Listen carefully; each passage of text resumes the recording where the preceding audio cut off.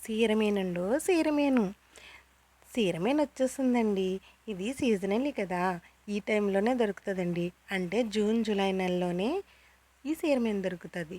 ఎందుకంటే చేపలు గుడ్లు పెట్టే టైం కదండీ! అందుకోసమని ఈ నెలలోనే దొరుకుతదనమాట. ఈ 2 నెలల్లో. ఇప్పుడైతే సీరమేనులో ఉప్పు వేసుకుని బాగా కడిగేసుకుందాం. ఒక నిమ్మకాయ చెక్కను కూడా పిండేసుకుని బాగా కడిగేసుకుని ఒక అన్నం బుట్టలో వేసేసుకుని నీళ్ళు బాగా శుభ్రంగా చేసుకోవాలన్నమాట. అసలు ఈ గోదావరోళ్ళమే తినాలండి.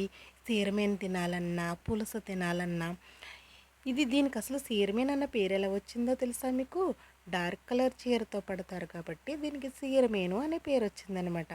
ఇప్పుడైతే మనం మసాలా పట్టేసుకుందామండి.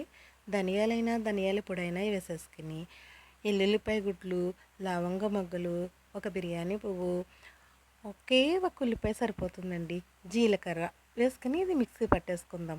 అసలు చెప్తూ మర్చిపోయాను. పులస తినాలి అన్న సామెత మీకు ఒకటి తెలుసా?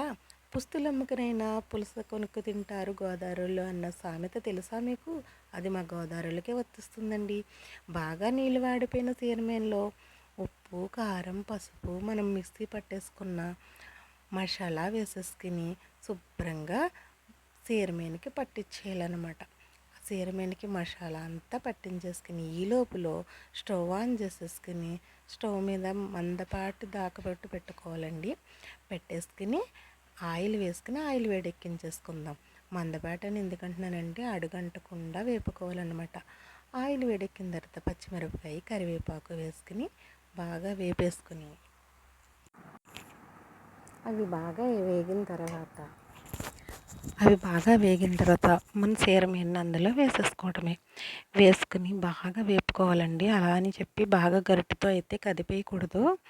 స్మూత్గా అలా కదుపుకుంటూ అడుగంటకుండా అలాగా మనకి ఉప్పు, కారం ఒకవేళ సరిపోకపోతే మళ్ళీ కొంచెంగా వేసుకోవచ్చు. ఆల్రెడీ మనం సరిపోయినంత వేసామన్నమాట. అలా వేపుకుంటూ రెడీ చేసుకుంటూ ఒక్క గ్లాసులో సగం నీళ్ళు వేసుకుని ఒక్కసారి మళ్ళీ పైన కదిపేసుకుని చూసారా అలా మూత పెట్టేసుకుంటే నీరంతా లాగేస్తుంది. మొత్తం నీళ్ళంతా లాగేసిన తర్వాత చూస్తే మన కూర రెడీ అయిపోయింది. చూసారా? అబ్బబ్బా, చాలా బాగుంది కదండి. ఇప్పుడే మీకు అన్నం తినేయాలనిపిస్తుందా? అయితే సీరమేను తినేసేయండి. సీరమేను పులుసు అస్సలు వదలొద్దు. కంపల్సరీ సీజనల్లోని తినేద్దామండి. ఇప్పుడైతే మనం వేడివేడి అన్నంలో ఈ సీరమేను వేసుకొని తినేయాలి. నా కర్రీ ఎలా ఉందో నాకు కామెంట్ చేసి లైక్ చేయండి. బాయ్ అండి.